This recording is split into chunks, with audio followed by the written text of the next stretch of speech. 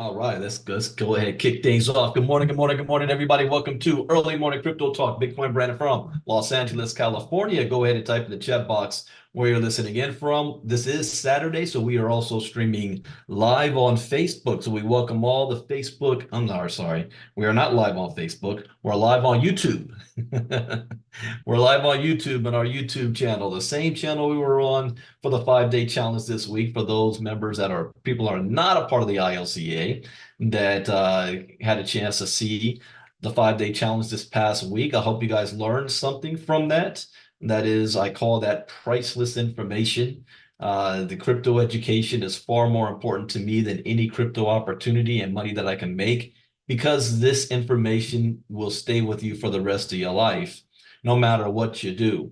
And it is so important because you're able to safeguard your portfolio, your crypto, wherever crypto you earn. It's one thing to be able to earn it, it's another to be able to keep it and know what to do with it after the fact. And so, my number one rule in crypto and anything is education is key. Education is everything. You're either going to learn the easy way or you're going to learn the hard way. I guarantee you're going to learn one way or another. And they say there's always no better lesson than when you lose money. You learn real quick not to let that happen again. But I believe, why do you need to lose money to learn? Take preventative steps, invest in your knowledge and your education. So we're not gonna be long this morning because there's a lot of information I've got to run through, and we've got the MoveQuest presentation at the top of the hour. And Lynette will be on there at the end, and she's got information that she wants to share regarding liquidity updates. So that's what she just said. She has liquidity updates to share with the community. One main question people say is, why is the coin token going down, even though it's still over $30 a coin and launched at $1 90 days ago? Well, $13 million has been withdrawn in people's accounts in the last 90 days. Just think about that for a second. $13 million. What project has been able to do that at all and still be successful and still up and running? 13 million. There is not one single case of an individual who says, I couldn't withdraw my money. Isn't that one of the major problems that people have with most other projects? They hit that withdraw button, they can't pull it out. I think in my career right now, I probably have a little more than $200,000 that I've earned that I can't withdraw. Oh, no, it's way more than that. Seven figures. Seven figures if I add up the assets. If I add up just the cash, is about 200,000. If I add up all my assets, maybe 3 million, at over $3 million. You know that old saying, not your keys, not your coin, not your token. When you're dealing with a centralized system, the people behind the company can say, I'm not going to pay you. This is decentralized. It's not up to Lynette whether you're going to be able to get paid or not. It's up to you when you decide to sell. But what she has programmed is that when you do decide to sell, there's money there to pull out. All right. Now it's up to us on how much that's going to be by how high the token. So when people say, wow, I don't know, Brandon, it was at $70 about 30 days ago, and now it's at 30, 32. Yeah, because $13 million has been pulled out and not, you don't think people are eating? That's a success. All right, let's jump on into this. I have to share screen first before we read the charts. So those of you on YouTube, you are getting a sneak peek at what the inner circle is all about. If you're deciding, should you be a part of it or not, that shouldn't even be a discussion. It's about when can you be involved, but it pays to be in the inner circle. Okay. Crypto market cap. Oh, didn't I say this last night? Let me refresh one more time. Last night we had Israel bombing Iran. There was a lot happening on Friday night. Yeah, Trump had a rally, Kamala had a rally, Israel bombing Iran, Dodgers in the World Series, Laker game in LA, two concerts in LA happening all at the same time. There was a lot happening last night. So 4.6% down in the last 24 hours. Bitcoin's dropped to 66,000, down 2.5%. That's like someone saying, Brandon, Bitcoin was at $73,000. Why did it drop to 66,000? Because people sold. Oh, that's right. USC had a game too last night. It was not a good day to be on the freeways in LA last night. Ethereum dropped 3.9%. Whoa, I'm watching Ethereum here. Ethereum is down 7.6% on the week. It's a break from Bitcoin. Normally, it's kind of lockstep with Bitcoin. Bitcoin's down 2.3, Ethereum's down 7.6. BNB is down 2.4% in 24 hours. Ripple's down 3.7%. The Doge is down 4%, but 8.2% on the week. Tron is down 1.4, Toncoin 3.6. Cardano's down 6.1 in 24 hours and 7.9% on the week. All right. I don't see any green in the last 24 hours. Who's down 10%? Aptos is down 10%. Near Protocol 9.5. Monero flatline. Whitebit barely. All right, so we had a bearish market. Ooh, here's an outlier. What did I always say? Let's look for the outlier. What in the hell is this?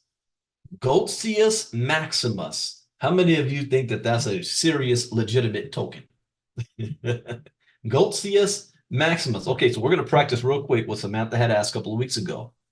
We see a new coin that's hit our radar that we've never seen before. Is this a legitimate project? All right, well, let's research it. Goltzius Maximus, 78 cents. It is up 18% in the last 24 hours. It has broken the top 100 tokens. It is a Solana token.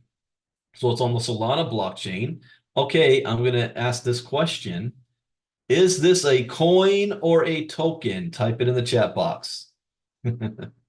Is this a coin or a token? See if you guys learned anything. I know the inner circle's got it. Let's see those on YouTube that was on the 5-day challenge last week. Total supply, 1 billion. So inner circle, you guys should have a pretty good idea on how high this token can go at being only 1 billion in circulation. The website is called pump.fun. We'll look at that in a second. Catherine's got it. It's a token. That's right. All-time low. All right, so this is a new coin. All-time low was 13 days ago at 4 cents. All-time high was 2 days ago at 87 cents. So let's dream mode this. If I were to drop $1,000 on this 2 weeks ago, 4354, I would have received 22,967 tokens. Multiply that times today's price of $78. 2 weeks later, I would have flipped my $1,000 into $17,914 if you knew about this project. But it's only 2 weeks old. Where is it being sold? BitGet, Gate.io. LBank's already got it. Radium's got it. Bitmart's got it. Qcoin on the top, and it's already broken the top 100 in 2 weeks. That's right, Stan. It's a token because it's riding on the Solana blockchain. And Pump, let's see their website here. Pump.fun. Okay, here is a teachable moment. Look to the top right, and what do you see? Connect wallet. Do you think I'm going to do that? Absolutely not. Why? Because the moment I do that, I'm giving this dashboard, this website, whoever's behind this, access to my wallet. Now, different websites you are able to do different things when they give it access. Some, it's only a readable site where they're only just reading your wallet and you still need to have permission to pull it. Others, just by connecting, you're giving them permission to access everything in your wallet. When you look at the GetFit Mining website, and soon to be the MoveQuest website, even when you connect your wallet, no transactions can be done until you approve. So when you want to purchase the Lenny, the first step is approving access to the wallet. The second step is craft. When you want to evolve your miner, the first step is approving access to the wallet. The second step is to actually evolve. Have you guys noticed that? Because you're not dealing with a centralized web platform. It's all happening on the blockchain directly. So the GetFit Mining website cannot just pull money from your wallet. It needs permission from you first on every transaction. I had somebody complain to me about that. They thought that was titty-some. I was like, really? It means like, you know how long it's going to take me to evolve eight Lennies to, I got to do this every single time. I'm like, that's the point. Now, to Leonard's point, I was going to get there. Does that mean every time you come to a website like this and you see Connect Wallet that you should be scared? No. You create a dedicated wallet specifically for stuff like this. I do. I have a dedicated wallet that if I'm going to connect, it is completely separate from my other stuff. So in other words, do not connect to sites like this with the same wallet you have your MQT in. Now, this information I'm giving away for free on an inner circle talk. What do you think if the entire MoveQuest community got this information? Do you think they would have got their stuff stolen? So this is where I sympathize. No, let me change that word. I empathize, but I don't sympathize. Those are two different meanings. I have empathy for you when you lose all your stuff, but I don't have any sympathy for you when it was preventable and I've been running my mouth about it for months and you decided, now these are the two things that's happened here. You decided that you didn't feel crypto education was important enough to pay attention, or you haven't been plugging in to know that it was even available. That's even worse. If you're gonna spend your money on something, why would you not be paying attention to what's going on? So it's either those two things. Either you know about it, but you didn't feel education was important enough until you lost all your money, or you never plugged in the first place to know that there was even education being offered to give you that. There's a third one here. And this one's a little bit tricky, and this one's going to piss some people off. Or you're a leader who's more afraid of sending anybody Brandon's way because you think Brandon's going to steal your people and try to make money off of your people with his crypto education. The flip side to that is, and that type of leader, I'm looking at you sideways. The flip side is people who follow a leader. If your leader is not emphasizing to you crypto education first, but is only talking about how much money we all can make, they're only trying to make money off of you. So you need to look at them with a side eye and ask them, why aren't you pushing crypto education? You think I care who I offend. I want the community to win.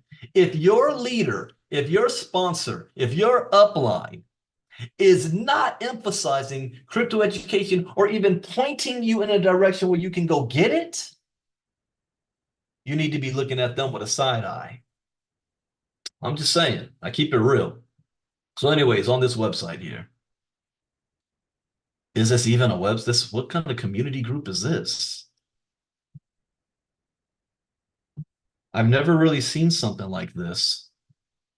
This looks like it's just a chat board, thread, Twitter, Telegram, trade on Radium via pump, buy. You know, I don't, I don't, I don't know about this one.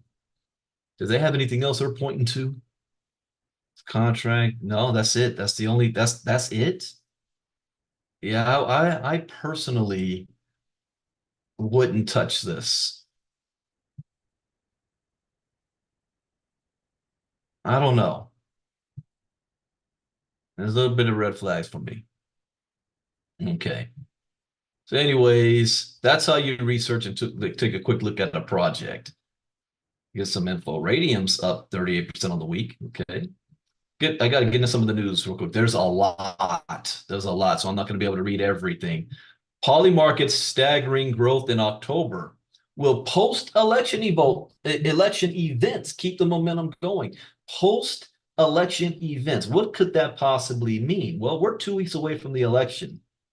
So people are they betting now on, okay, if Trump wins, how will the Democrats react? If Harris wins, how will the Republicans react? Yeah, that's true, Kenny. The name of the site itself says pump, pump and dump. But I'm just surprised that it is already listed on LBank, Bitmart, KuCoin, Gate.io, all the exchanges, and it's broken top 100 in market cap in just 2 weeks. Something's going on there. It could be just all hype, all hype. That's one of the things too I would love to see on the MoveQuest side. Get MoveQuest in some of those communities, those crypto communities where they love to $13 million has been withdrawn. They don't know about it yet. They see something like that, this thing goes viral. Okay. All right. See here.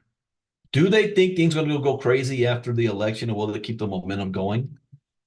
Well, based on Dune Analytics' latest figures, the prediction market, Polymarket's October volume has soared to over 3 times what it was in September.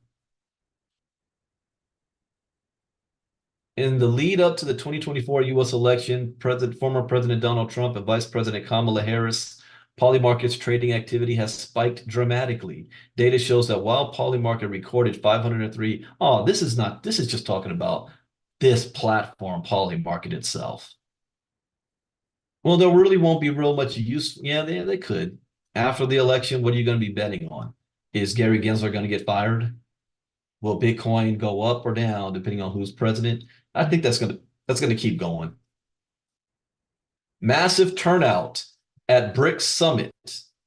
Unfortunately, I have been so busy, I've only been able to peek in and out at this summit that's going on in Russia. I can tell that it was much bigger than the last BRICS conference they did in South Africa. It looks like everybody showed up to this Russian one. But they're saying it proves West's strategy to isolate Russia failed. Optics, that's true. The war is still going on. Russia is still doing what it wants to do. We now have North Korean troops inside of Russia. We've strengthened the Russia's allies, combining China, Russia, Iran, and North Korea. We've forced them away from the US dollar, so now they figured out an alternative that didn't fail. It's worked. So this is a true statement. Western efforts to isolate Russia have faltered as 36 nations attended the BRICS summit in Kazan, a Russian official has declared. The BRICS Leaders Summit, chaired by Russia, saw 22 high-level delegations, highlighting Russia's continued global influence despite sanctions and efforts by the US and EU to marginalize it. Like I said, the optics, you got Xi right there. You got president of Russia. You got president of South Africa right here. You got the president of Brazil. I think right here. You got India. You got, I mean, this is a who's who. Russia has not been made a pariah state. And did any of them try to pressure Russia to, why don't you go leave Ukraine alone now? No. They're talking about still doing business. 36 nations unite under Russia's BRICS chairmanship. I'd like to have a list of all the countries that showed up, these representatives. I'm going to see if that shows. Washington and Brussels plan to isolate Russia has failed. That is true. Oh, it's not that long of a story. BRICS, Brazil, Russia, India, and China, with South Africa joining in 2011, expanded its membership on January 1st to include Egypt, Ethiopia, Iran, Saudi Arabia, and the United Arab Emirates. The 16th BRICS summit held in Kazan under Russia's chairmanship concluded with the adoption of the Kazan Declaration. It's like the Sokovia Accords if you're Avengers. The Kazan Declaration addressing BRICS' position on global and regional issues, including the conflicts in Ukraine and the Middle East. Ever since the 80s, I would think the world is closer to a World War III type engagement than ever in the last 40, 35 years. We're the closest right now. Iran and Israel's lobbing missiles at each other. Russia's all up in Ukraine. And they want to isolate the United States, and the United States wants to have America first isolationism and pull out of NATO. Yeah, and so this is an important presidential election. Feds target businessman in alleged web of secret crypto deals. Okay. The U.S. has accused a businessman of running an unlicensed crypto operation that allegedly enabled secretive, off-the-books transactions. Businessman Christopher Scanlon, indicted on federal charges. Okay, what is he do? What was he doing here?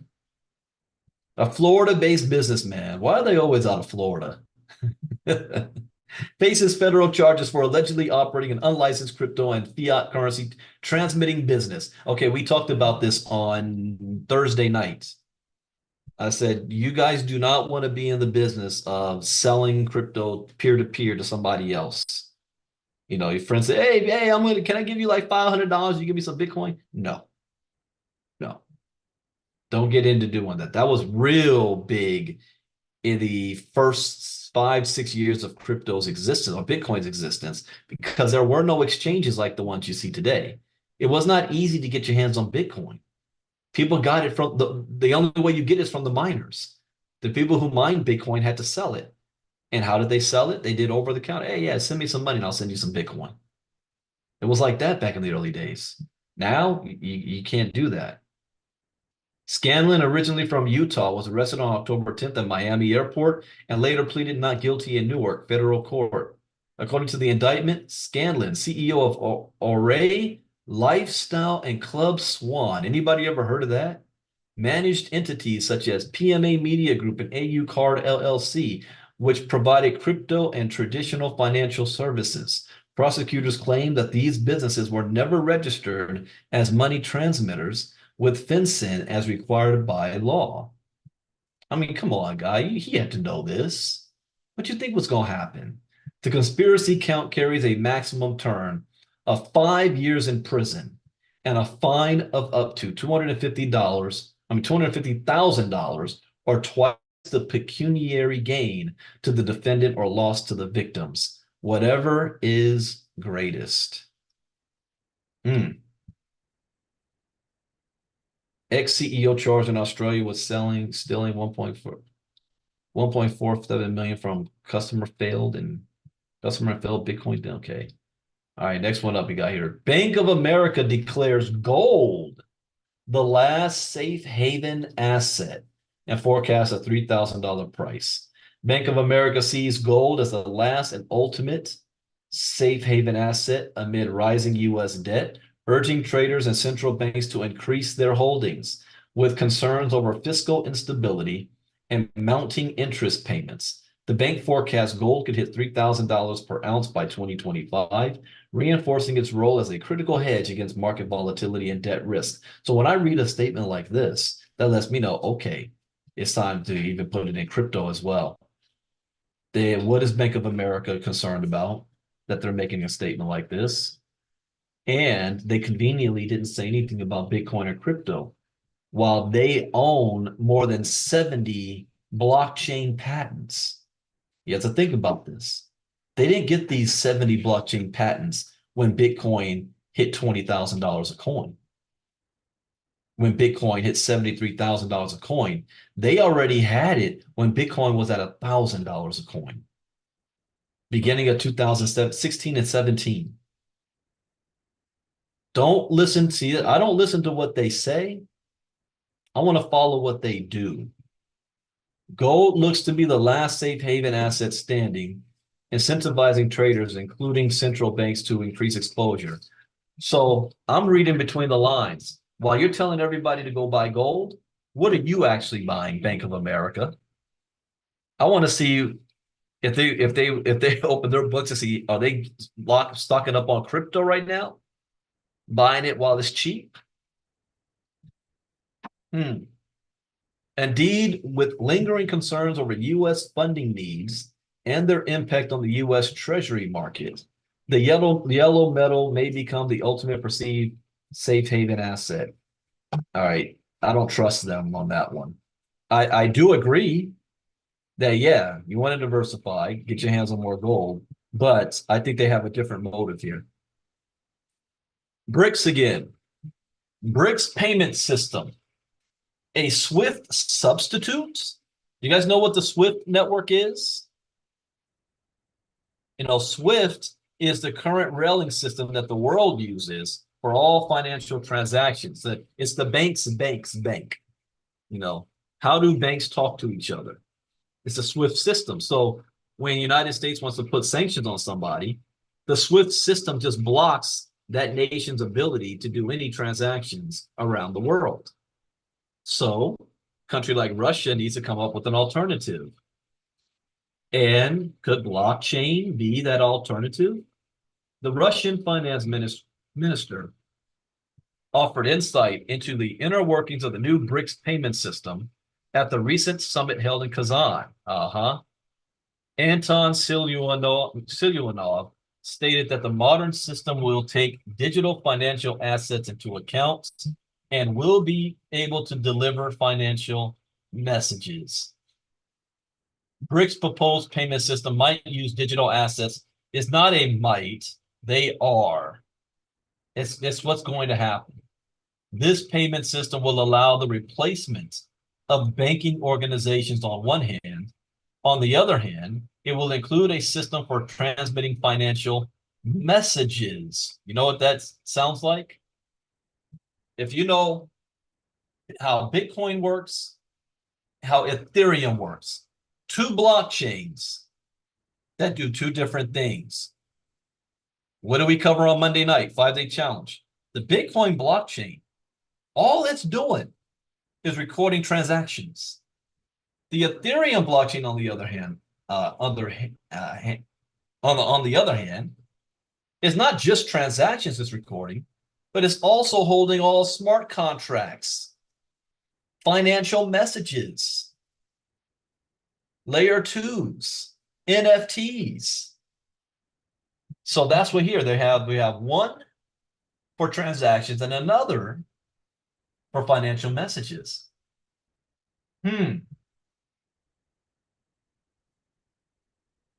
Let's see. Nothing else new here. No details. but they're just making an announcement. This is coming. Again, BRICS. Okay, this must be South Africa making them say this.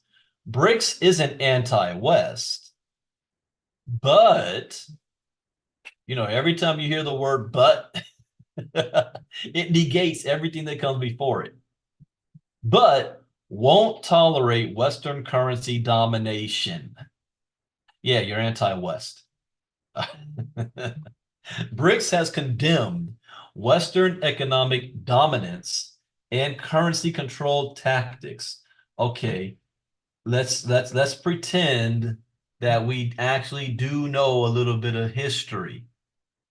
Western economic dominance happened because of two things.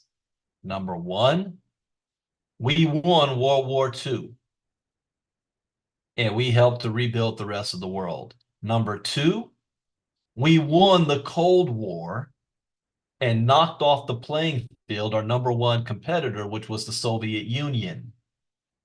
Those two things combined allowed for Western economic dominance. We just outcompete. We were better than you. But now they're saying, all right, they want to bring competition. If I were to look, if I wanted to sugarcoat this, on the best possible way to look at it is they want to bring some competition to the West so that there's an alternative to using Western money, Western influence, which is actually a good thing from a competitive nature. If you have one entity that has a monopoly on everything, and they're the only ones that make the rules, you don't have a fair system and they will take advantage of you. That's just a fact. That's why we don't like monopolies here in the United States. We got to break them up. So and that competition, it serves the people because now these entities are competing and they've got to put out the best type of product and we win. But on the worst end, they really want to, knock United States off the table and not being number one in the world. And can lead to a whole other list of consequences. I'm not stating whether good or bad, but consequences that's different than the current way of life. Daddy Bush said something that the rest of the world has not forgotten. United States Americans, we don't think of it too much, but he made a speech where he came out and said, we will usher in a new world order. What he was talking about is a world order of American excellence around the world. To the other nations that hear that, all they see is the West, the Satan trying to bring our immorality onto them and our way of life and forcing our American best interests over their own. And it's natural for them to want to push back. And now that we're more than 75 years removed from World War II, the grandchildren, the great grandchildren, yeah, thank y'all for helping us, but we don't need you anymore. BRICS is not an anti-Western association. Yes, it is. We say so outright. I don't care what you say. I'm following what you're doing. It is. We call things by their proper names. We are open to cooperation. No, you're not. We in the BRICS group have responded directly and straightforwardly to what has been happening around us in terms of destroying the normal basis for the functioning of the previously called, oh, look at this, global world economy, new world order, the world financial system, he explained. The West is trying hard to preserve its monopoly, its dominant positions, and continues to use its reserve currencies as weapons in attempts to suppress the undesirable. That is true. What he said is true. And as an American, I can admit that's exactly what we're trying to do. But we're not trying. We already did it. All right. It's just like it or hate it. That's a fact. That is true. So if you're on the West, and we both know that this is the case, we shouldn't be surprised by them doing any activities that's the opposite of this. Hence BRICS, which is why I state the greatest threat to the Western's civilization's way of life currently is BRICS. That's the greatest threat to us. Not from a militaristic standpoint. BRICS can't touch us from a military standpoint, but from an economic one. And it's not an immediate threat. It's a threat 15 to 20 years away. If United States doesn't make necessary adjustments now. If we start doing things differently now, we will still meet that and we'll still dominate. If we continue as business as usual and we don't innovate in the crypto space, we don't innovate in Web3, we don't allow American businesses to evolve and grow with the blockchain and lead the world in this space. If we don't do that now, we let another world nation lead the way, then you're watching a slow end of the United States way of life. All right. Let's see. I got a couple of more before I got to close out. 8 Chinese firms exposed in a high-stakes crypto laundering operation. 8 Chinese firms. Also, just a heads up too, guys, you're going to see this. AI is getting so good. We're only 10 days away from the election. North Korean, Chinese, Iranian, and Russian, I don't know if you call them hacking agencies, but they're government sponsored. They're using AI and they're flooding American social media of misinformation, big time on a scale we've never seen before. I saw in the news this morning, one group that came out of China has got a fake video of an election poll place in Arizona, as somebody, I guess, bringing in fake ballots from the back and the back door and all this other stuff. None of it's real. But if you put it into social media channels that feed this type of stuff, that this is what people already believe anyway, the echo chamber, and they're never shown that what they just saw was actually not real, and they believe this is going on, even when you disprove it later, those same people won't believe that it was disproved. They don't care because you feel a certain way. You believe a certain way. The facts won't matter. And they know this. So be on the lookout. And this is going on both sides. There's misinformation about the Democrats. There's misinformation about the Republicans. We are under attack. And they want us fighting each other, not trusting, seeing each other as an enemy more than them. So one thing that Americans, since World War II, whether you're a Republican or a Democrat politician, our foreign policy has always remained the same, regardless of who was in power. Domestically, yeah, we always fought and stuff. But when it came to international, it didn't matter if it was a Democrat or a Republican. We always were steadfast on that until now. Things have changed. The U.S. Department of Justice has unsealed indictments against 8 China-based chemical companies and employees for the alleged involvement in trafficking fentanyl. Interesting. Fentanyl precursor chemicals and laundering money through crypto. Okay. Elizabeth Warren would try to use this information to say, see, I told you that they're using crypto to do illegal stuff. We got to shut crypto down.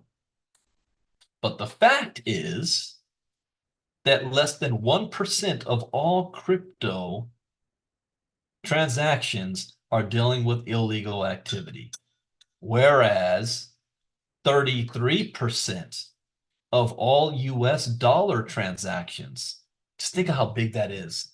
33% is being used for illegal activities. So it's good that you know the facts so you don't let none of this stuff try to fool you. The Justice Department has aggressively investigated and prosecuted these companies. We will continue to target every organization and individual that fuels the deadly drug trade. I don't know, might want to start with CIA. All right. JP Morgan Chase. Here's a good example. JP Morgan Chase and Citibank lose almost $1 million as insiders steal cash and sell customer sensitive data. This is what happens when you have a centralized system. It is subject to human corruption. This is US dollars, and this is not crypto. Do I see Elizabeth Warren running her mouth about this? A U.S. regulator is accusing 3 bank employees of triggering nearly $1 million in losses at JP Morgan Chase and Citi. The Office of the Comptroller of the Currency says Tanya Jasmine Cortez, my wife looked at me, her name's Tanya. Tanya Jasmine Cortez sold confidential customer information to a third party for cash while working as a Citibank teller. California, dang, I got to check my accounts. Cortez is accused of pocketing. Really? If you're going to do that, make it be worth something. $4,000? You're really going to risk your life for $4,000? This is California. It's bad out there. The OCC says the illicit sale led to $348,000 in losses due to check fraud between November 2020 and May of 2022. Meanwhile, the OCC says an associate banker at a JP Morgan Chase branch in New York City conspired with an unnamed co-worker to steal cash. The agency accuses Lerone Cornegay of falsifying the receipt of counterfeit bills in the bank's general ledger to cover the theft, triggering a loss of at least $201,000 for the bank. The alleged theft happened from January 2020 to June 2021. Dang, a year and a half this was going on. Finally, the OCC says Lexus Inez Lewis, a Citi employee who abandoned her job in the collections department, pretended she was at her sister. Pretended she was her sister and was rehired to work. Hold on. Are they twins? Wait. So she was a Citi employee. She abandoned the job, pretended to be her sister, and applied again and worked in the bank's fraud department. At that point, Lewis is accused of allowing transactions to take place on compromised credit cards by suspending the systemic fraud lock on cards. They got to make a movie out of that one. Hey, that's ingenious. How did she pull that off? How did they not know? This is the bank. $389,000. Lewis allegedly worked under a false identity from September 2022 until March 2023. She got away with it for almost a year. That's insane. All right, last one up here. Microsoft schedules December shareholder vote on possibility of investing in Bitcoin. Board recommends against it. That's a good question on YouTube. It says, I wonder if the act of former President Nixon that announced in 1971, were you on my 5-day challenge this week when we talked about that? Getting off the gold standard in 1971 may have started the questioning of US dollar currency domination. No, because all nations did the same thing after that happened. When other nations saw the United States was able to just print more money, they started to do the same thing too. So that's not what started it. And that's why those nations, and they, in fact, those nations were doing it in a worse way than the United States. That's why you had, especially in South America, rapid inflation. All of a sudden it costs 300 million pesos just to get a sandwich. No, the United States is a little more stable. In fact, it's because of that it forced the rest of the world to rely even more on the US dollar than gold. That's part of the reason why they did that as well. It helped to maintain more United States power because at the time of the Cold War, Russia, China, and other nations, or Soviet Union, they were stockpiling more gold, and United States was racking up more debt. So making that move actually helped allow the United States to defeat the Soviet Union without firing a shot. We outspent them. Soviet Union couldn't keep up with the spending. If we were still on the gold standard, it wouldn't have ended that way. We wouldn't have won this Cold War the way we did. But that was just a short-term benefit, and now we are suffering the long-term effects of that. So the piper comes to collect eventually. So this is an interesting thing here, but that's a good statement. Good question. Crypto enriched. If you didn't see that, you're on my YouTube channel right now. There's a recording of all my 5-day challenges this week on that YouTube channel that you're on right now. So feel free to go back. That was on Monday or Tuesday. We talked about the gold standard. So tech giant Microsoft is scheduling a shareholder vote in December on the prospect of investing in Bitcoin, despite recommendations against it. This is going to be a blockbuster and Netflix moment here with Microsoft.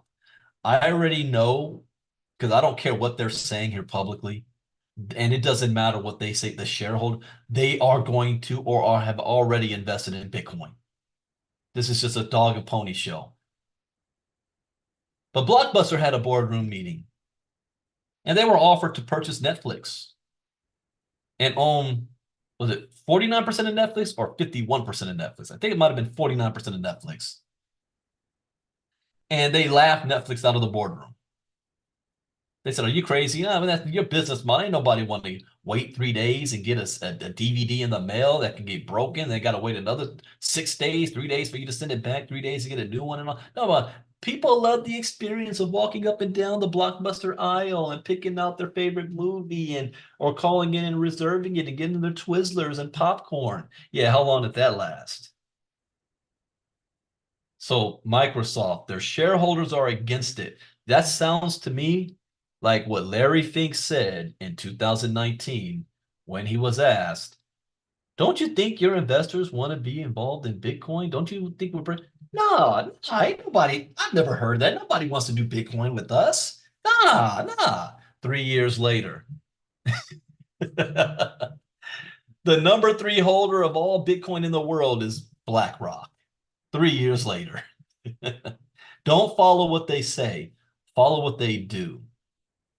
Let's see. Microsoft's teams evaluate a wide range of investable assets to fund Microsoft's ongoing operations, including assets expected to provide diversification and inflation protection, and to mitigate the risk of significant economic loss from rising interest rates. There is no way in the world that BlackRock, Fidelity, Franklin Templeton, and all the rest are going all in Bitcoin, and Microsoft's going to sit there and say, "Nah, we don't see any real value to it." That is a flat out lie.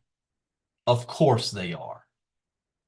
So I don't believe anything that they say here. Watch what they do. All right. Last night we made an announcement for those that want to further their crypto education in the MoveQuest community. We are giving a huge discount. Regular price for all 10 of my crypto courses is $2,500. I'm giving it to you for $300 with a special coupon code. Coupon code MQ10K.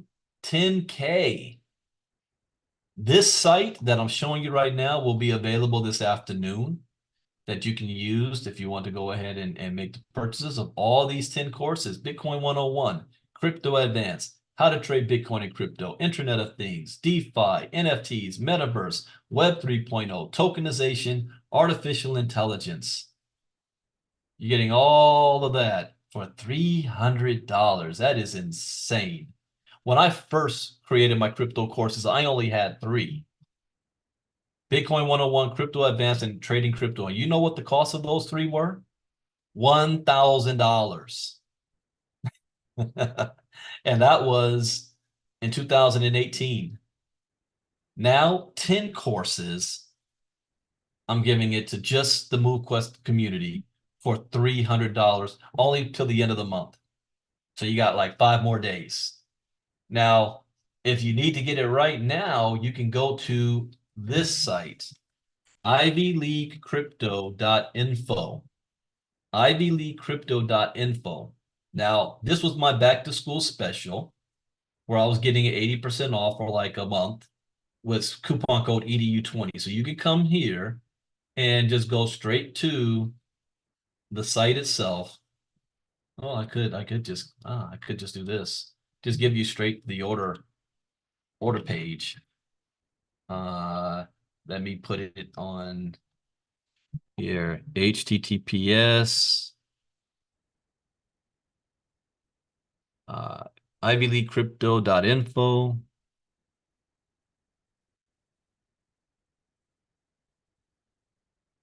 Oops, with an R. Crypto.info/order form. /order form. /order form. There you go. Use that and then put in coupon MQ10K. Project 10,000. MQ10K. You get it for $300. Again, you want to pass that around to all of your people in the MoveQuest community so that you at least can start to arm themselves to protect themselves from getting all your crypto stolen, like what happened yesterday. That guy lost not only all his MQT, but he lost all of his Bitcoin and whatever else he had been accumulating for years. I think he even said something about life savings or something. Completely preventable. Completely. So I need to go ahead and end on that.